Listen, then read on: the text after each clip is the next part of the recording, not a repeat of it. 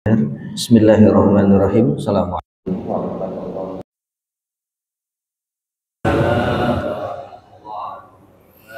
Alhamdulillah, tsumma alhamdulillah, wassalatu wassalamu ala Rasulillah Muhammad ibn Abdullah wa ala alihi wa ashabihi wa man wala. Taj'alul hazna idza syi'ta sahla. Allahumma sahil umurana wa sahil umur auladana wa sahil umur jami'il muslimin. Bapak Ibu jamaah salat subuh Masjid Kuba, Taman Royal 2 Tangerang. Puji syukur selalu kita haturkan kehadirat Allah atas segala karunia, nikmat dan inayah yang Allah berikan kepada kita. Tanpanya mustahil kita bisa tegak berdiri. Tanpanya inayah dan segala anugerah kenikmatan yang Allah berikan, mustahil pagi ini kita bisa melihat terbitnya matahari kembali. Maka bentuk syukur seorang muslim dari semua karunia dengan cara menambah kebaikan. Nggak ada yang lain, Pak. Hamdalah saja tidak cukup. Karena bentuk konkret real dari sebuah nikmat yang Allah berikan itu harus ditukar, diubah. Kebaikan yang kita lakukan untuk menambah pundi-pundi tabungan kita di hadapan Allah. Inilah makna syukur nikmat yang hakiki, yang sebenarnya. Ini juga dicontohkan oleh, diceritakan oleh Ibunda Aisyah radhiyallahu anha, bersumber di dalam Sahih Muslim. Dalam Sahih Bukhari juga disebutkan bahwa Nabi Shallallahu Alaihi Wasallam itu bangun untuk melakukan, beliau itu bengkak. Faqala faqultu, Ibunda Aisyah kemudian berkata, alaisallahu ghafara laka ma taqaddama min dzambik wa ma ta'akhkhar ya Rasulullah. Kok jenengan sampai repot-repot begini, kakinya bengkak? Diampuni oleh Allah. Kalau sudah diampuni, buat apa capek-capek lagi ibadah? Dijawab oleh Nabi, dan ini kemudian menjadi makna syukur. Afala akuna abdan syakura. Beliau diampuni dosanya, makanya maksum. Istilah syar'inya adalah maksum, terbebas dari dosa. Yang kedua, beliau mendapatkan syafaatul uzma yang tidak diberikan oleh Allah kepada nabi-nabi yang lain. Yang ketiga, bagaimana diriwayatkan oleh Imam Muslim, dan beliau adalah nabi yang paling banyak mendapatkan fasilitas untuk memberikan syafaat kepada umat manusia, baik umat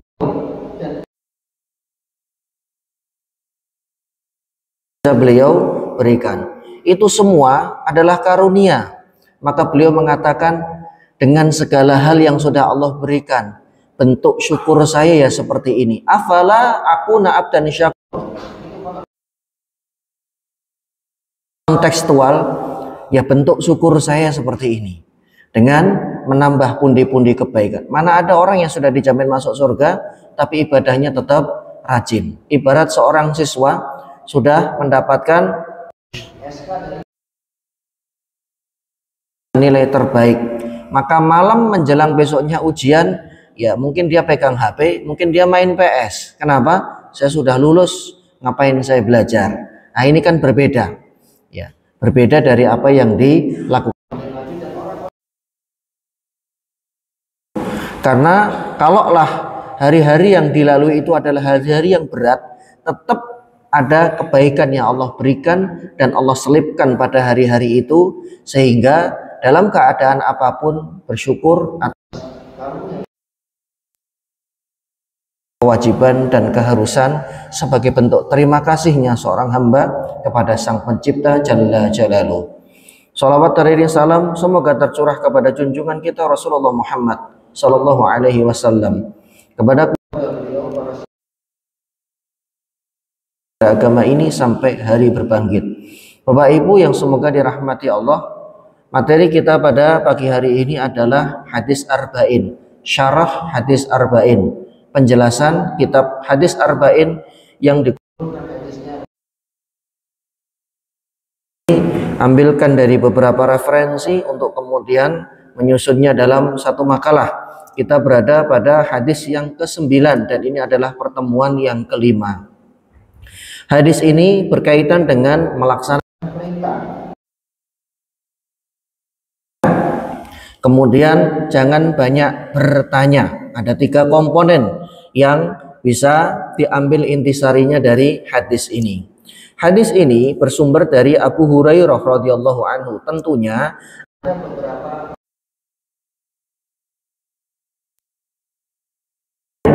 ya. Hadis ini ya kalau di dalam Sahih Muslim itu ada sababul wurudnya disebutkan.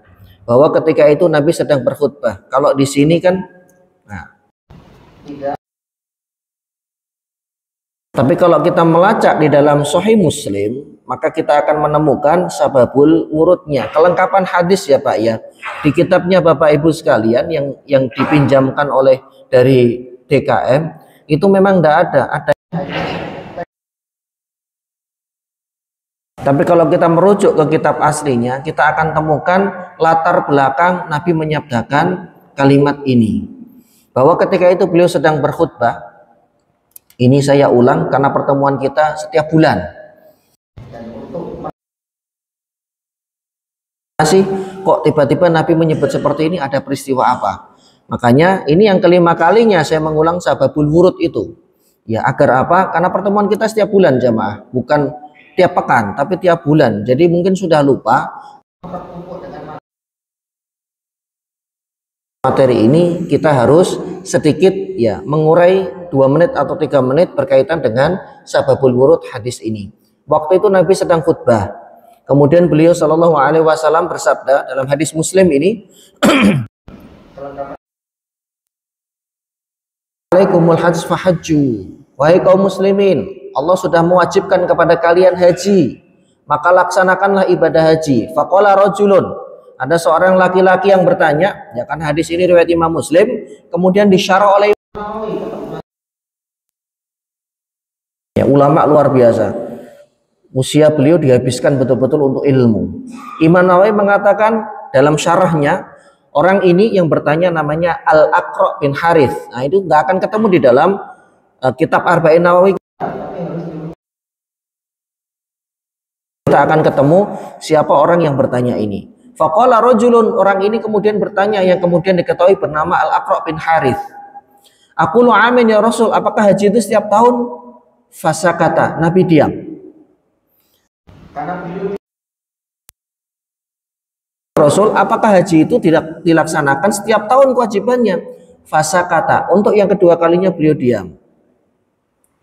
Faqala, kemudian dia mengulang untuk yang ketiga kalinya pertanyaan, aqulu amin ya Rasul, apakah setiap tahun? Namanya Al-Harith Al-Aqra bin Harith radhiyallahu anhu. Maka kemudian beliau bersabda, lau qultu na'am lawajabat. Seandainya aku mengatakan iya, maka haji itu akan dilaksanakan. Sulit sekali jamaah. Sedangkan Islam datang ya untuk menurunkan syariat, memberi aturan hidup, mengajarkan aturan hidup, tapi di satu sisi kesulitan-kesulitan itu berusaha untuk diminimalisir oleh agama. Jika Allah mewajibkan sesuatu kepada kita, pasti Allah sudah mengukur kemampuan itu. Karena kalau tidak, haji ini menjadi salah satu ibadah yang diwajibkan setiap tahun. Tapi nyatanya Allah tidak mewajibkan setiap tahun. Nahaitukum anhu. Nah, riwayat ini baru kemudian disebutkan. Jadi memang ada bagian yang tidak diikut sertakan oleh Imam Nawawi. Kenapa? Karena panjang, terlalu panjang. Nahaitukum anhu fajtanibu. Maka jauhilah, wa ma amartukum bihi fa'tu minhu mastata'tum. Sedangkan yang diperintahkan oleh Nabi kepada kalian, maka lakukanlah semampu kalian. Fa innama, sesungguhnya ahlakal ladzina min qablikum, umat terdahulu dahulu itu runtuh gara-gara kasratu masailihim, terlalu banyak nanya, waqtilafuhum ala anbiyaihim, kemudian mereka terlalu banyak menyelisihi atau tidak patuh kepada nabinya. Selain Imam Bukhari dan Muslim, riwayat ini disebutkan juga di dalam Al-Muwatta, kemudian di dalam Musnadnya Imam Asy-Syafi'i, kemudian Imam Ahmad, Al-Humaidi, Imam Abdul Razak, kemudian Imam At-Tirmidzi juga yang lain, termasuk Al-Imam Al-Baghawi di dalam Syarhus Sunnah. Jamaah yang semoga dirahmati Allah, pada bagian yang pertama, ma nahaitukum anhu fajtanibu, itu sudah kita urai pada pembahasan sebelumnya. Maka jauhilah. Dan khusus untuk larangan ini Nabi Shallallahu Alaihi Wasallam tidak mengatakan mastata'tum, jauhi larangan itu semampu kalian, tidak, karena semua larangan itu pasti bisa dijauhi. Perkara haram itu pasti, karena itu kaitannya dengan nafsu, bisa dan tidaknya nanti tergantung nafsunya. Makanya Imam Ahmad bin Hambal, beliau mengatakan dari hadis di atas dapat diambil kesimpulan bahwa larangan itu lebih berat daripada perintah. Orang yang mohon maaf terbiasa mengkonsumsi miras, ketika dia tidak bisa melepaskan diri dari miras, kan ya sudah, rukhsahnya biasanya sehari 3 kali, kamu sehari 2 kali, kan enggak jamaah ya. Atau misalkan boleh, mohon maaf, misalkan konsumsi narkoba sekian begitu, kan tidak. Karena semua larangan itu kita pasti akan bisa menghindarinya. Perkaranya di nafsu. Untuk melepas maksiat yang sudah perkara yang berat, susah sekali. Orang yang mohon maaf terbiasa berbuat dolim dengan cara mengambil sesuatu yang bukan haknya, itu kalau dia lewat, ada motor di pinggir jalan, itu nggak bisa cek, wah nggak dikunci setang ini. Udah, kalau sudah nggak dikunci setang, mereka punya 1000 cara agar motor itu bisa nyala terus dibawa pergi. Kalau itu sudah menjadi, mohon maaf, penyakit dan kebiasaan, melepasnya susah.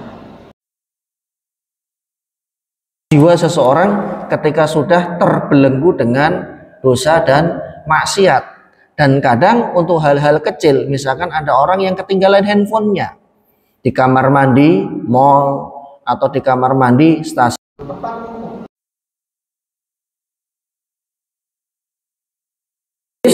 atau ke toilet, kemudian naruh, dan ketika dia lewat atau keluar, handphone itu lupa, bukannya dipanggil tapi didiemin.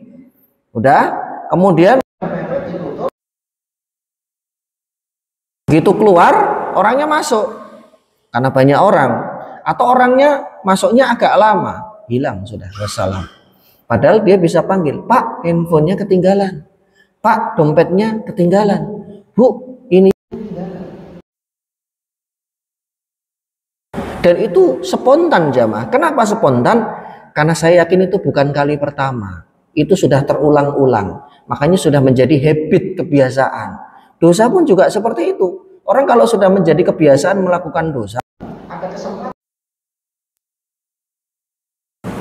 padahal bisa, cuman perkaranya adalah itu sudah menjadi suatu kebiasaan, atau nafsunya sudah cenderung ke arah sana. Sedangkan perintah berbeda. Perintah itu dikaitkan dengan kemampuan. Jauhi larangan itu tidak ada rukhsah, sedangkan perintah untuk menjalankan sebuah kewajiban itu memiliki rukhsah. Orang yang ketika safar, ya dia tidak bisa mengerjakan sholat di tepat waktu, adanya jamak dan qashar. Demikian juga ketika dia tidak bisa menggunakan air untuk berwudu, maka ada kemudahan untuk bertayamum. Sahal bin Abdullah At-Tusturi mengatakan, perbuatan baik itu dikerjakan oleh orang baik, hanya ditinggalkan atau tidak dikerjakan. Maksiat itu tidak dikerjakan oleh orang yang jujur, karena semua mereka yang beriman kepada Allah, sebisa mungkin dia pasti akan menjauhi perbuatan dosa. Bertemakan adanya kesulitan tidak lantas menggugurkan perintah. Tema ini dikutip dari sabda Nabi tadi, hadis Muslim yang dibawakan oleh Abu Hurairah. Wa ma amartukum bihi fa'tu minhu mastata'tum. Dan apa sesuatu kepada kalian, maka kerjakanlah semampu kalian. Semua perintah itu dikaitkan dengan istita'ah, dengan kemampuan. Makanya hadis ini dan firman Allah Subhanahu wa taala Surah At-Taghabun ayat yang ke-16 ini kemudian diramu. Ini kemudian diolah oleh para fuqaha, ahli fikih, ahli usul fikih, kemudian melahirkan atau menelurkan sebuah fikih, kaidah atau rumus yang berkaitan dengan masalah fikih ibadah. Nah, rumus itu adalah yajibu fi'lul ma'mur bihi kullihi fa in qadira ala ba'din fa'ala ma qudira alaihi. Perkara yang diperintahkan wajib untuk dikerjakan seluruhnya. Namun jika seseorang hanya mampu mengerjakan sebagiannya, maka dia lahir dari firman Allah surah At-Taghabun tadi, fattaqullaha mastata'tum. Yang kedua, ya, ma amartukum bihi fa'tu mastata'tum. Apa yang Allah perintahkan maka lakukan. Ya, kaidah fikih itu adalah satu rumus dalam kita menjalankan aktivitas ibadah untuk memudahkan kita dalam mengingat. Jamaah, tidak semua kita itu bisa mengingat hadis Nabi. Tidak semua kita bisa mengingat kaidah atau rumus seperti ini, bahwa perintah yang diwajibkan kepada kita jika kita mampu laksanakan semaksimal mungkin. Jika tidak mampu dan hanya bisa dilakukan sebagian, maka lakukanlah semampu kalian. Ini akan lebih mudah kemudian untuk mengingatnya. Semua qawaid fiqhiyah itu lahir dari istimbat, kesimpulan hukum yang ada dari Quran dan Sunnah. Fiqhiyah jamaah, semua qawaid fiqhiyah itu lahir dari kesimpulan hukum Quran dan Sunnah. Dan setelahnya memang para ulama tidak selalu menyebutkan dasar hukumnya, karena ini sudah oleh ahli fikih. Imam Ibnu Hajar Al-Haythami, ini seorang ulama yang bermadzhab Syafi'i, ketika menjelaskan hadis tadi, hadis Muslim, beliau mengatakan ini adalah kaidah Islam yang penting. Dan termasuk Nabi itu diberikan oleh Allah jawami'ul kalim. Beliau mengucapkan kata-kata atau kalimat ringkas, pendek, tapi maknanya dalam. Dan itu bisa dimaknai dari berbagai macam sudut selama kaidah yang dipakai itu. Ya, termasuk perkara-perkara yang tidak terhitung jumlahnya, karena dari kaidah tadi, hadis tadi, ya, akan melahirkan banyak rumus atau banyak kaidah. Kemudian Syekh Abdurrahman bin Nasir maupun hadis di atas menunjukkan bahwa setiap kewajiban yang tidak mampu dikerjakan oleh seorang hamba, maka kewajiban mengerjakannya gugur. Kalau tidak mampu, ya, kewajiban wudhu menjadi gugur. Menggunakan air karena sakit. Kewajiban mandi junub dengan menggunakan air gugur. Ketika dia tidak boleh terkena air karena habis operasi besar. Tapi kan untuk larangan tidak seperti itu. Kemudian seseorang yang tidak bisa meninggalkan riba, maka dia boleh ya bertransaksi ribawi tapi dikurangi kadarnya, kan tidak. Karena itu bisa ditinggalkan. Tapi kalau perintah ini nanti ada kaitannya dengan kesehatan, ada kaitannya dengan waktu kepada umat ini. Namun jika dia mampu mengerjakan sebagian perkara dan tidak mampu mengerjakan sisanya, maka ia kerjakan apa yang ia mampu. Gugur darinya apa yang tidak dia mampu. Menggunakan air tapi bisa menggunakan debu, maka gugur kewajiban menggunakan air. Beralihlah ke tayamum. Ya. Tidak bisa menggunakan air ketika, mohon maaf, cebok. Karena sedang di luar, nyari air susah.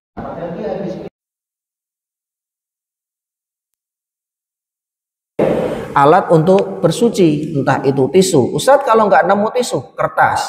Kalau nggak nemu kertas, daun. Kalau nggak nemu daun, batu.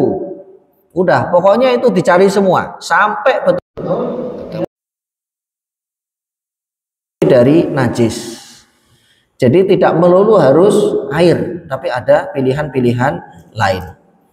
Jamaah yang semoga dirahmati Allah, makna dari kaidah di atas adalah apabila seseorang diperintahkan. Jadi ini pembahasannya lebih banyak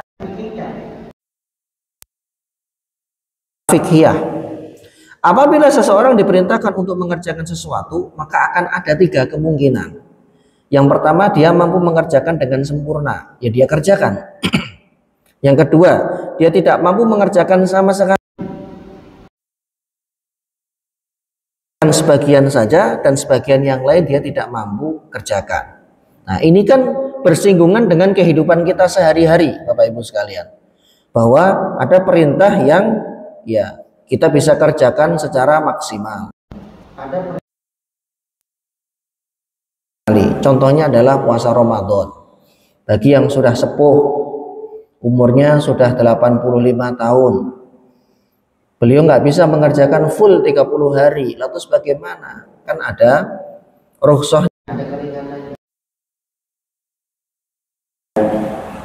Ada yang sebagian bisa, sebagian enggak. Saya mau tetap puasa, kata mbahnya. Berapa Mbah Yuswonya usianya? Ya 80 tahun. Kuat, kuat. Ternyata 10 hari doang. Selebihnya, aduh nggak kuat. Kenapa? Masnya begitu, sudah sepuh dipaksakan untuk puasa. Ya 10 harinya dia puasa, selebihnya diganti dengan fidyah. Ada hal-hal semacam ini kan nggak bisa dipaksa jamaah. Kalau dipaksa kan menjadi madorot. Sedangkan Islam dampak negatif atau kedaruratan atau hal buruk yang muncul, karena ini bagian dari daruratul khamsah, 5 hal yang dijaga oleh agama ini. Jika dia mampu mengerjakannya dengan sempurna, maka itulah yang harus dilakukan.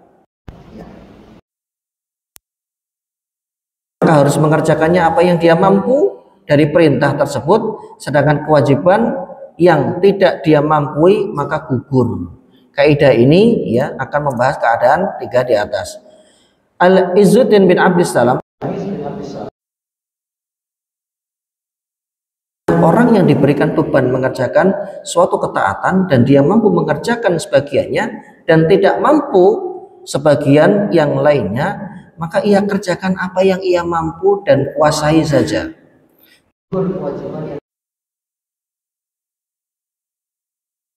Jadi nggak saklek. Makanya haji itu istitoah, man istato'a ilaihi sabila. Ya, secara materinya dia mampu karena biayanya tidak murah. Kesehatannya dia harus mampu. Kemudian dalam keadaan sehat. Atau kalau perempuan ada yang mendampingi dari mahramnya. Seandainya syarat ini ada yang tidak terpenuhi, sebetulnya kewajiban itu gugur. Hanya masalahnya di Indonesia 20 tahun giliran berangkat kemudian sakit, akhirnya tetap diberangkatkan, minta sama dokter, Pak dokter minta tolong dikeluarkan surat rekomendasi biar saya bisa berangkat. Ayah saya sudah menunggu 20 tahun. Ini kesempatan. Kemudian tidak bisa berangkat karena sakit, kan sayang. Akhirnya dokter dengan berat hati memberikan rekomendasi karena nggak tega juga. Qadarullah sampai di sana seperti itu. Makanya sebetulnya kalau sudah seperti ini ya kondisinya, ada ulama yang menyatakan kewajiban itu gugur karena ini masyaqqah. nanti bisa dibadalkan hajinya. Nah, itu nanti akan dua kemungkinan. Kemungkinan yang pertama orangnya meninggal dan ini bisa disepakati oleh para ulama. Yang kedua, dia bisa berangkat tapi sakit. Artinya kalaupun dipaksa bisa, tapi sakitnya akan bertambah. Nah, yang oleh dokter dikatakan ini kayaknya tidak bisa. Kalau dipaksakan takutnya terjadi apa-apa. Maka ini juga menggugurkan kewajiban haji dan dia bisa membadalkan kepada yang lainnya. Seperti itu. Ketika kewajiban itu tidak mampu untuk dijalankan, maka kewajiban itu gugur dari dia. Nah, perkara tetap memaksakan diri atau berangkat itu nanti masing-masing. Karena kadang memang ada yang lobby di posisi yang tidak mengenakkan. Kalau dikatakan enggak, kasihan. Kalau iya, nanti beresiko. Nah, ini kasihan ini dokter-dokter yang memutuskan atau yang bertugas ya di tanah suci. Kadang beliau terbentur dalam permasalahan ini. Nanti kalau ada apa-apa, kalau tidak diiyakan, kasihan juga sudah menunggu sekian puluh tahun. Ya, problemnya di situ. Syekh Dr. Khalid bin Ali, beliau mengatakan hukum asal dalam perintah itu ada juga perintah. Jika tidak mampu, maka engkau kerjakan apa yang engkau mampu darinya. Kemudian, dan banyak contoh yang masuk dalam penerapan kaidah ini. Contohnya ada banyak berkaitan dengan atau yang diwajibkan kepada kita, bisa kita kerjakan semua maka kerjakan. Jika tidak bisa dikerjakan semua, hanya sebagian saja, maka boleh dikerjakan sebagian saja. Itu contohnya ada banyak. Ya, salah satu penerapannya seorang wajib rukun. Jika dia tidak mampu berdiri, maka sholat dengan duduk. Jika tidak mampu, maka dengan berbaring. Sebagaimana diriwayatkan dalam hadis Imran bin Husain.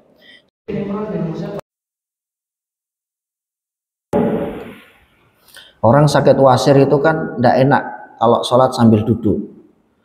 Kalau sholat sambil berdiri, nanti ada gerakan yang dia harus duduk, yaitu duduk tasyahud, duduk di antara dua sujud. Tanya kepada Nabi Shallallahu Alaihi Wasallam, kanat li bawasir, ya Rasul, saya itu sedang sakit wasir. Maka bagaimana sholat saya? Nabi tidak langsung mengatakan kamu sholat sambil berdiri, atau langsung mengatakan sambil berbaring. Tapi beliau sesuaikan dengan kemampuannya. Lihat sabdanya, sholli qa'iman, kamu harus sholat sambil faqaidan. Kalau nggak nyaman atau nggak bisa berdiri, maka boleh dengan duduk. Fa illam tastati fa'ala janbin. Dan kamu jika tidak mampu dengan duduk karena sakit, ya. Kalau mohon maaf di bagian tubuhnya kan kadang berdarah jamaah. Duduk begini tuh sakitnya luar biasa. Maka boleh sambil berbaring. Mana dari tiga keadaan ini yang tidak bisa kamu lakukan, maka yang kamu lakukan adalah kalimat itu dari Nabi Shallallahu Alaihi Wasallam. Jadi beliau tidak langsung mengatakan iya kamu boleh sambil duduk, karena boleh jadi dia nggak bisa duduk. Makanya beliau memberikan pilihan, memberikan opsi. Nah, dari sini ini terjemahannya dijadikan oleh para ulama sebagai dasar hukum bahwa seseorang wajib sholat sambil berdiri ketika dia mampu. Dalam catatan ketika dia mampu, dan itu menjadi rukun. Tidak kuat berdiri lama kalau sholat Ustadz, tapi rukuk dan sujud kami bisa. Apakah kami sholat sambil duduk terus dari awal? Itu yang kita tinggalkan. Kalau kasusnya seperti tadi, tidak bisa berdiri lama, tapi rukuk dan sujud bisa, maka dia wajib untuk rukuk dan sujud dengan sempurna. Karena permasalahannya, uzurnya itu ada pada berdiri. Jadi kalau boleh saya contohkan, misalkan ini kursi ya Pak ya, nggak kuat berdiri lama, baru sambil berdiri Pak. Nanti kalau nggak kuat baru kemudian duduk. Allahu Akbar. Ya, ketika kaki rasanya sudah ndak enak, sudah mulai aduh, maka beliau duduk. Nah, ternyata bacaannya panjang.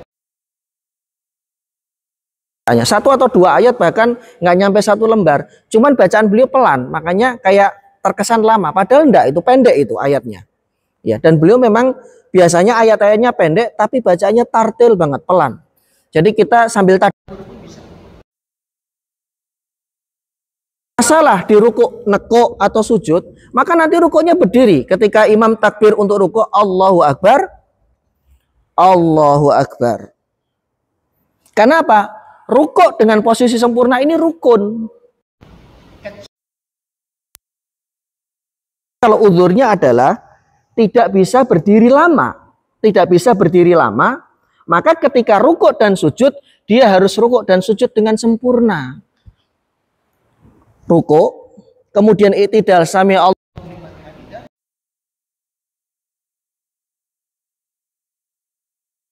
Hanya tidak kuat berdiri lama. Sujud, kemudian duduk di antara 2 sujud, kemudian sujud lagi, kemudian berdiri. Nah, begitu duduk lagi. Loh, berarti on off Ustaz? Iya seperti itu. Karena rukun ini, ya terutama berdiri al-qiyamul lil qudroh, itu rukun yang harus dikerjakan, tidak boleh ditinggalkan di dalam sholat. Tapi kan ada uzur Ustaz. Nah, caranya seperti itu bentuk uzurnya. Jadi dipilah dan dipilih. Baik. Ustaz, yang kami tidak bisa itu ketika sujud dan duduk di antara 2 sujud. Nekuknya sakit Ustaz. Tapi jenengan bisa berdiri. Kalau berdiri mah bisa. Wong setiap pagi jogging keliling komplek.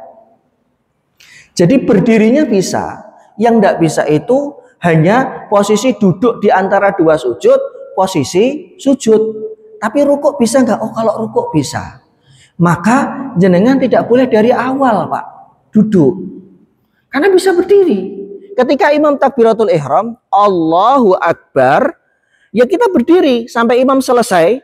Kemudian imam rukuk. Rukuk bisa nggak? Oh, rukuk bisa. Berarti harus rukuk. Karena ini rukun jamaah. Ya. Kemudian ketika i'tidal bisa, i'tidal dalam berdiri. Nah, baru saya tidak bisa di bagian sujudnya. Baru jenengan sujud sambil duduk di atas kursi. Sujud lebih rendah dari rukuk. Kemudian duduk di antara 2 sujud.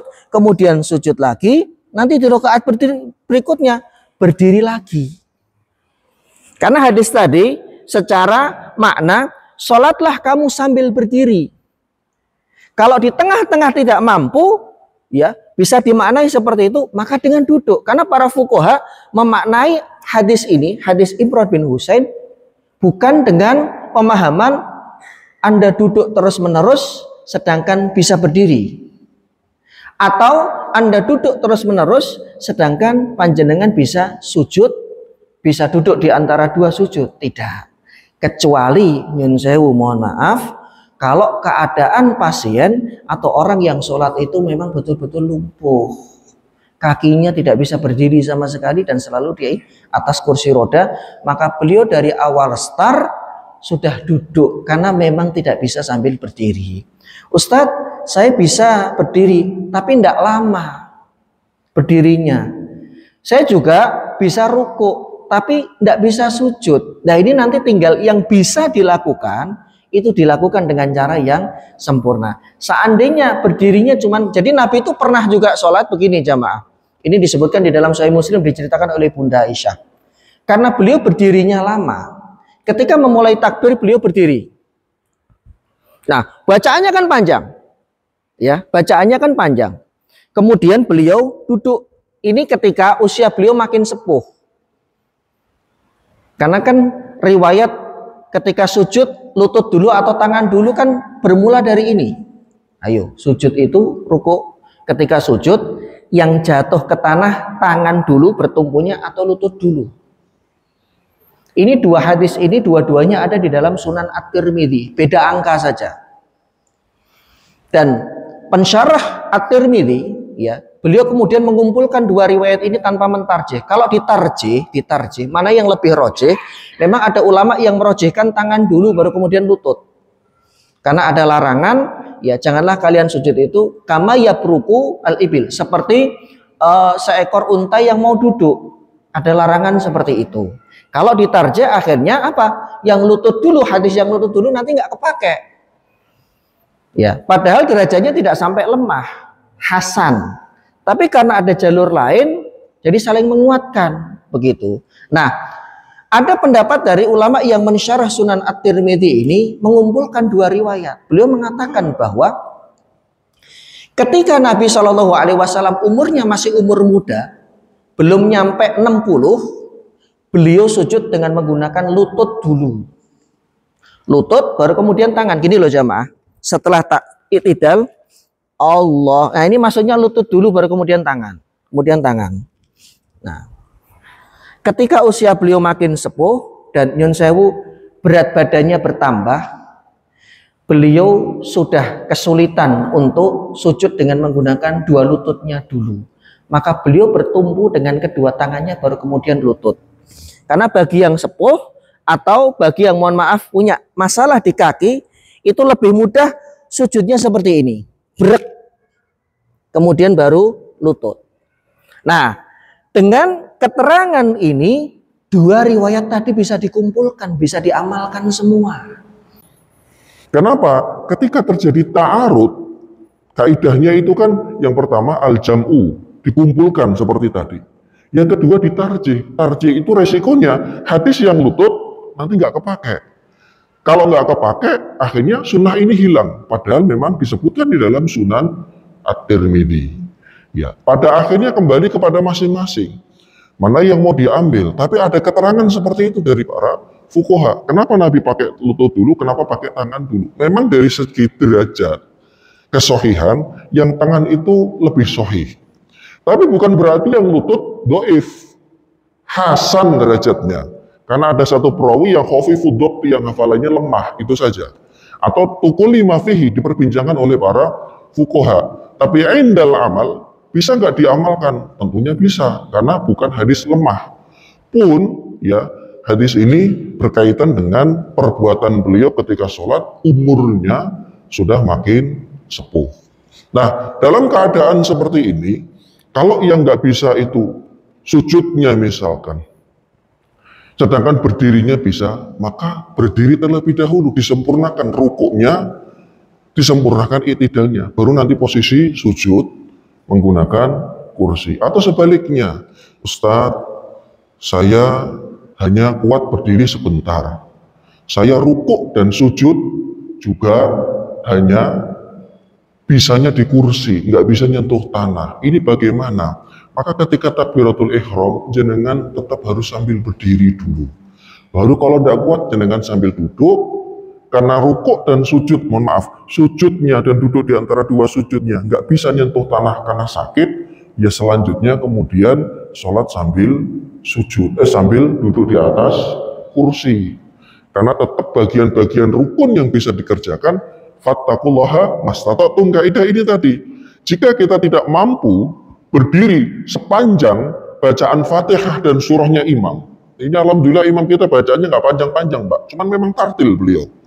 Tapi kan ada imam yang bacaannya panjang, sholat subuh bacanya Tabarok Al-Mulk, sholat subuh bacanya Ar-Rahman. Wah, ini kan yang sepuh-sepuh kasihan derdek, ya kan? Nah, ketika nggak kuat di tengah-tengah bacaan surah panjang itu, jenengan boleh duduk.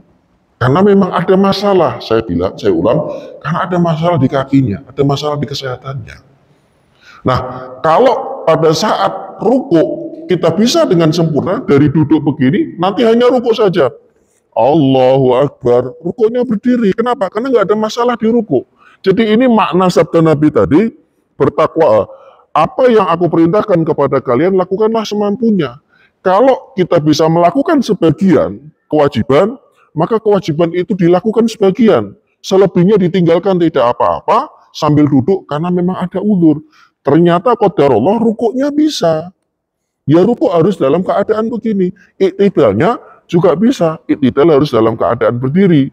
Ustadz, sujud nggak bisa Ustadz. Kalau ditekuk, sakitnya luar biasa. Maka jenengan sujudnya dengan menggunakan kursi. Dan itu berlaku untuk keterusan sholat yang lain. Termasuk nanti kalau taraweh. Ustadz bacaannya panjang Ustadz. Baik, kenapa? Qiyamul Lail Ustadz. Masjid Kuba 10 hari terakhir selalu Qiyamul Lail. Baik, saya pengen ikut Ustadz, silahkan. Tapi nanti memulainya tetap harus dengan berdiri dulu. Baru kalau tidak kuat, sambil duduk. Nah nanti rukuk, iktidal, kemudian sujud, itu menyesuaikan. Mana yang bisa kita kerjakan, mana yang tidak bisa, ya. Maka kemudian kita lakukan sebagaimana yang diperintahkan, yaitu menyempurnakan. Karena ini rukun loh jamaah. Hadis berkaitan dengan rojulun musi'u sholatuhu. Itu hadis panjang, ada riwayat dari Abu Hurairah dan Rifa'ah bin Rafi'. Ada 7 kalau tidak salah. Itu belum yang termasuk di dalam Sunan Abu Daud dan yang lainnya. Hampir semua ulama ahli hadis itu meriwayatkan hadis ini. Apalagi Imam Bukhari dan Muslim. Dikumpulkan jadi satu oleh para fuqaha, maka jadilah rukun. Jadi seorang laki-laki yang masuk masjid, kemudian dia sholat, selesai sholat, di situ ada Nabi, dia menyalami Nabi untuk pamit, Nabi mengatakan, irji fasolli fa innaka lam tusolli. Kamu ulang sholatmu, tadi itu kamu belum sholat. Diulang lagi, sampai 3 kali seperti itu. Akhirnya dia nyerah. Barulah kemudian, dia mengatakan, yang saya tahu hanya seperti ini ya Rasul, fa'arsyidni, tolong bimbing saya. Nah, barulah kemudian dia mengatakan, ini ada banyak riwayat ya Pak ya, dikumpulkan jadi satu, memang harus begitu. Idza shallaita fa'asbiqil wudu, sempurnakan dulu wudunya, summa istaqbilil qiblah, kemudian menghadap ke arah kiblah. Ini dalam salah satu riwayat dari Rifa'ah bin Rafi', tsumma qul, kemudian katakan Allahu Akbar. Nah, baru kemudian ada selanjutnya ada terusannya seperti itu. Jadi makna dari apabila ada perintah maka lakukan semampunya adalah demikian. Yang tidak bisa dikerjakan boleh ditinggalkan, yang bisa dikerjakan tetap dikerjakan sesuai dengan kemampuannya karena memang ada wudu. Yang kedua, pada dasarnya kewajiban berdiri sholat berlaku dari rakaat pertama sampai akhir. Ini tadi sudah kita urai. Namun jika mampu berdiri di sebagian rakaat dan tidak mampu di rakaat yang lainnya, maka wajib berdiri pada rakaat yang ia mampu saja. Selebihnya dia boleh sambil duduk. Ustadz, kalau berdiri di semua rakaat kuat, yang kami nggak bisa hanya sujud saja dan duduk di antara 2 sujud. Nah, maka ini dilakukan di atas kursi. Selebihnya tetap berdiri sempurna. Ustadz, yang kami nggak bisa bungkuk ketika ruku, Ustadz. Itu sakitnya luar biasa di punggung. Maka ketika ruku, jenengan boleh di atas kursi. Tinggal sujudnya bisa nggak? Sujud juga nggak bisa. Berarti ruku, sujud, dan duduk di antara 2 sujud dilakukan di atas kursi. Dan begitu seterusnya. Nah, ini nanti jamaah, pada masing-masing orang itu pasti berbeda. Kenapa? Sesuai dengan kemampuan. Jadi kalau ada 10 orang yang sholat dengan kursi, jangan dipukul rata. Pak harus begini. Oh, nggak bisa. Karena kemampuan masing-masing berbeda, sakit yang dialami juga berbeda. Pasti nanti dari 10 orang itu akan berbeda-beda, ya, berdirinya kah, atau sujudnya, atau rukuknya, atau iktidalnya, itu pasti nanti akan berbeda-beda. Tidak masalah, yang penting dilakukan sesuai kemampuannya berdasarkan hadis riwayat Imam Bukhari dari Imran bin Husain. Itu sebetulnya Bukhari Muslim perawinya, ya, Bukhari dan Muslim muttafaqun alaihi, bersumber dari Imran bin Husain radhiyallahu anhu ketika beliau sedang sakit wasir. Kemudian sebagaimana disabdakan oleh Nabi, wa ma amartukum bihi, ini tadi hadis yang ada di dalam Sahih Muslim, pembahasan kita, fa'tu minhu mastata'tum, dan apa saja yang aku perintahkan sesuatu kepada kalian, maka lakukanlah semampunya. Ingat, semampunya. Kalau ada bagian yang tidak mampu, itu boleh ditinggalkan, dan dilakukan dengan duduk di atas kursi. Ustadz, justru kalau duduk di kursi, saya kesakitan. Saya bisa duduk di tanah. Bagaimana cara duduknya ketika sholat duduk di tanah? Jadi sholat sambil duduk itu ada dua cara, jemaah. Di atas kursi dan di atas tanah. Kalau di atas tanah duduknya dengan cara apa? Bisa dengan cara iftirosh atau tawarruk. Nekuk begini dari awal. Tapi kan ini sakit loh jamaah. Ini kalau lama-lama sakit. Nyun sewu, saya perhatikan dari tadi kita mulai, sebagian besar jenengan itu duduknya sambil bersila. Kenapa? Duduk bersila itu bisa bertahan lebih lama. Makanya dalam sholat sunnah, sebagaimana diceritakan oleh seorang sahabat, ini hadis sahih, hadis Muslim, Nabi itu ketika sholat sunnah di atas untanya, beliau sholatnya mutarabbi, sila. Jadi duduk di atas tanah itu ada beberapa kaifiyah, satu jila, kemudian iftirosh begini, satu lagi tawarruk. Nah, perbedaan ini kemudian disimpulkan oleh para fuqaha, mana yang menurut dia lebih nyaman dan membantu dia untuk khusyuk, maka cara duduk itulah yang dia gunakan. Kalau begini, jenengan ikut qiyamul lail yang jam 3 atau jam 2 itu di Masjid Kuba, wow, nggak kuat. Tapi kalau duduknya sambil sila misalkan, ini insya Allah lebih lama bertahannya. Nah, nanti dikembalikan mana yang lebih nyaman. Pilihannya ada. Jadi duduk bersila itu adalah duduk yang dilakukan ketika Nabi sholat sunnah di atas kendaraan. Perbuatannya adalah perbuatan khusus untuk sholat sunnah, ya, tapi bisa diamalkan untuk sholat wajib. Karena semua perbuatan beliau itu bisa diamalkan. Cuman Nabi tidak pernah melakukan sholat wajib di atas kendaraan. Ini menjadi catatan. Nah tadi Ustadz, tadi tahajud. Nabi itu kalau sholat witir, sholat sunnah yang tidak pernah beliau tinggalkan itu salah satunya adalah witir. Dan beliau melakukan sholat witir itu di atas kendaraan dengan cara duduk. Mutarabbi'an. Mutarabbi'an itu bersila. Duduknya beliau bersila. Tapi ingat jangan dicampur, riwayat sholatnya Nabi duduk di atas kendaraan itu hanya sholat sunnah. Sholat wajib hampir Nabi tidak pernah melakukan di atas kendaraan. Selalu beliau turun, kemudian beliau membuat kemah, ya entah itu bermalam atau sekedar istirahat, baru kemudian beliau lakukan sholat berjamaah di kemah tersebut. Dalam keadaan napak di atas tanah. Dasarnya apa Ustadz? Beliau pernah kesiangan sholat subuh. Yang ini kemudian, ya, artinya dalam perjalanan beliau kecapean, semua sahabat atas izin Allah tertidur, kebablasan. Dan orang pertama yang bangun adalah Umar bin Khattab. Teriak beliau, Allahu Akbar. Matahari sudah tinggi, kita belum sholat subuh. Akhirnya Rasulullah terbangun juga. Nabi loh Pak, maksudnya begini, peristiwa ini memang harus terjadi untuk mengajarkan kepada umatnya syariat. Bisa banget malaikat Jibril turun bangunin, Nabi udah subuh Nabi. Nabi Rasulullah subuh. Bisa kan? Tapi itu tidak terjadi. Kenapa? Ya ini harus terjadi untuk membuat suatu hukum. Kan beliau itu kan pembuat hukum selain Allah, lewat wahyu. Nah, ketika matahari sudah meninggi, kemudian beliau bangunnya kesiangan, tidak lantas beliau lakukan sholat di situ. Beliau perintahkan, ayo kita bergeser.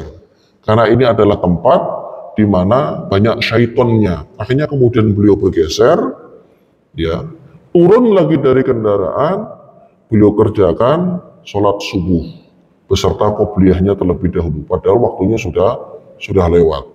Ini juga sekaligus menjadi dasar bahwa orang yang ketinggalan sholat karena ketiduran tidak lantas kewajiban itu gugur.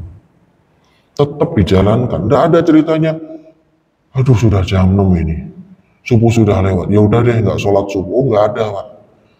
Udah dikejar nanti sama malaikat di akhirat itu sholat. Ya, diaudit sama malaikat. Ayo pernah ketinggalan kan subuh hari Sabtu, habis begadang lihat pertandingan Liga Spanyol misalkan begitu. Ya, dikejar sama malaikat. Terus bagaimana Ustaz? Tetap dikerjakan. Cuma nanti qadha niatnya karena sudah lewat waktunya. Oh gitu ya Ustaz ya. Jadi kalau kelewat subuh bisa diqadha. Jam 8 misalkan bisa. Tapi jangan tiap hari jangan. Kalau tiap hari jangan bikin syariat baru. sholat subuh jam 8. Mana ada sholat subuh jam 8, Pak? Sholat subuh ya dari mulai terbit fajar sampai syuruk. Ini kondisi terulang terus begitu ya. Hati-hati, kalau kondisi terulang terus, harus ada yang diperbaiki, berarti begadangnya yang dikurangi. Karena biasanya orang kesiangan itu karena begadang. Kalau udzur mah sekali dua kali doang, tapi kalau tiap hari seminggu full sholat subuh jam 8, katanya kodok Ustaz. Iya kodok, tapi jenengan nggak gitu juga. Jam 3 baru tidur. Jam 2 baru tidur. Lah ngapain? Ada kerjaan, ya kan bisa diselesaikan nanti lagi. Jangan dikorbankan sholatnya, maksudnya seperti itu. Kita lanjutkan. Yang ketiga, dalam pembayaran zakat fitri, asalnya seseorang wajib membayarkan zakat untuk dirinya dan orang yang ditanggungnya termasuk istri. Tapi karena tidak mampu, yang dia miliki tidak cukup, ya, misalkan hanya untuk berdua saja, atau hanya untuk satu saja, maka dia membayar untuk dirinya. Misalkan yang ditanggung bukan cuma istrinya, ada ibunya, ada adik-adiknya. Kalau dia tidak mampu membayarkan semua, yang dia bayarkan orang yang langsung berada di bawah tanggung jawabnya, istri dan anak-anaknya. Yang adik-adiknya dia biar bayar sendiri, atau dibayarin orang tua atau yang lain. Kalau mereka tidak mampu semua, mereka mustahik. Bukan mengeluarkan, tapi mereka mustahik penerima zakat. Karena keadaannya betul-betul fakir. Sampai-sampai tidak bisa mengeluarkan zakat. Ya. Nah, kemudian Ustaz kalau sudah dapat, apakah dia keluarkan? Kalau dia dapatnya banyak dari banyak tempat, dan ketika dikeluarkan itu masih ada sisa, maka dia mengeluarkan dari yang dia dapatkan dari orang. Tapi kalau dapatnya cuma satu beras, satu kantong, atau dua kantong, kalau dia keluarkan, dia nggak makan besoknya, ya dia nggak mengeluarkan zakat, karena memang kondisinya kondisi fakir banget. Walaupun ada ulama yang menyatakan dia tetap mengeluarkan zakatnya, tapi kan besoknya dia nggak makan jadinya. Nah, makanya dalam hal ini panitia ya tidak mesti berpaku pada satu keluarga satu bungkus. Dilihat keadaan ekonominya. Kalau ada referensi dari Pak RT, Pak keluarga itu Pak, itu fakir banget. Kalau jenengan cuma kasih satu, kurang. Karena kadang mereka tuh nggak makan seharian. Ya itu bisa diberikan 3 bungkus, 4 bungkus, 5 bungkus. Karena tidak mesti satu keluarga mendapatkan satu bungkus zakat fitri dari muzaki. Semuanya nanti dikaitkan dengan bagaimana kebutuhan dia, kebutuhan keluarga itu. Kemudian, seseorang yang melaksanakan sholat sedangkan dia baru hafal sebagian dari surat Al-Fatihah. Ini berlaku untuk mu'alaf. Maka yang wajib baginya adalah membaca surat Al-Fatihah tersebut sebatas yang dia mampu. Misalkan cuman Maliki Yaumiddin, ini mu'alaf ya jamaah, tidak berlaku untuk kita. Karena jenengan semuanya hafal. Ini hanya untuk mu'alaf saja. Karena mu'alaf itu, begitu jam 11 dia masuk Islam, nanti waktu duhur dia udah langsung sholat duhur setelah mandi wajib. Karena sholat itu nggak bisa ditunda. Nah ternyata dia baru Bismillahirrahmanirrahim, Alhamdulillah, Ar-Rahmanirrahim, baru sampai 3 ayat. Selebihnya dia nggak hafal. Ya maka dia baca semampunya. Menghafalnya cuma ketika, nggak bisa Pak, itu rukun. Kalau nggak jenengan nggak sah sholatnya. Aku cuma 3 ayat deh Pak, nggak bisa, jenengan dosa besar. Udah deh aku murtad lagi deh. Oh, jadi kayak begitu nanti jamaah. Ya. Malah dia kembali lagi kepada agamanya yang sebelumnya. Karena memang bisanya cuma 3 ayat. Nah baru nanti sholat asarnya diajarin pelan-pelan. Nambah 1 ayat, nambah 1 ayat. Sampai isyaknya tinggal 1 ayat lagi misalkan. Nah berarti subuh kan sudah bisa hafal Al-Fatihahnya seperti itu. Berkaitan dengan ibadah haji. Asalnya seorang wajib melaksanakan ibadah haji dengan hartanya dan dia laksanakan sendiri tanpa mewakilkan. Namun jika dia tidak mungkin menunaikannya dengan badannya sendiri, maka yang wajib adalah dia mewakilkan orang lain dibadalkan. Karena ada unsur medis yang tidak mungkin dia berangkat untuk ke sana. Ini pun kalau bisa ditunda, maka opsi ditunda itu lebih baik. Jadi di tahun berikutnya. Kalau sakitnya bukan karena sakit nyun sewu, sepuh. Ya kalau sakitnya sepuh, nah ini nanti kembali ke dokter dan pengelola apakah mengizinkan atau tidak. Kalau dilihat masyakoh dan madorotnya lebih besar, pada akhirnya kemudian mereka tidak mengizinkan, ya bukan mereka kemudian menghalang-halangi kita, tidak. Karena melihat keadaan kita yang tidak mungkin untuk melaksanakan ibadah haji. Perjalanan jauh, panasnya luar biasa. Kemudian perjalanan yang cukup berat. Nah, hal-hal semacam ini kemudian disampaikan di dalam kaidah tadi yang kita bahas. Ini sudah waktunya, Pak ya? Baik. Sampai di sini insya Allah kita akan lanjutkan di lain kesempatan. Sebelum saya tutup, barangkali ada yang mau ditanyakan, silakan.